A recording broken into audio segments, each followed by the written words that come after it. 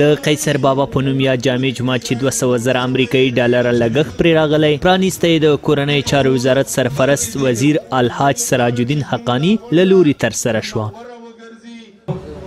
هر څومره چې زړه مې غوښت چې موږ په خپل وطن کې د آبادۍ خدمتونه وکړي، کارونه وکړي، خو خپل واک اختیار مې نه و. وطن مې د بل چا تر لاس لاندې و. خپلمنځي مسایلو مشکلات جوړه کوم که څومره کوو په فکري لحاظ باندې وطن نه و جوړ.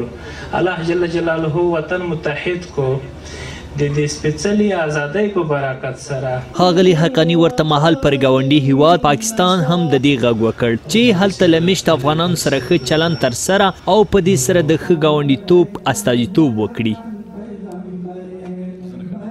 نن موږ دغه تمنا لرو چې ګورئ 40 کاله میلمه پالنه تاسو وکوله، که هر رقم حالات تر شوي موږ د دغه ملت نه مشکور یو په دې باندې چې موږ مو ځای کړو 15 میلیونه 6 میلیونه یا 9 میلیونه یا په مطلب په دغه وخت کې 3 میلیونه خلک هلته چې کوم دي سره د ټولو ستونزو مشکلات خو بیا هم د راستنېدلې چې کوم دي یا راتګ چې کوم دی دا هم چې په عزت سره وای.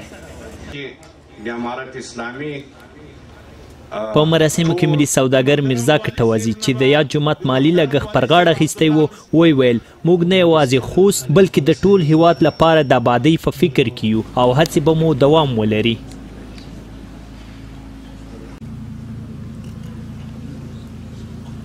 دا غالي موږ اولي پروګرام و په دې ساحه کې په دې تقریبا 200-300 جریبانځکه کې ډېر زیات کار پاته ده.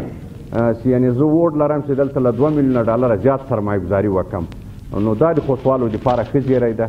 دا یې هغه شروع ده انشاءالله.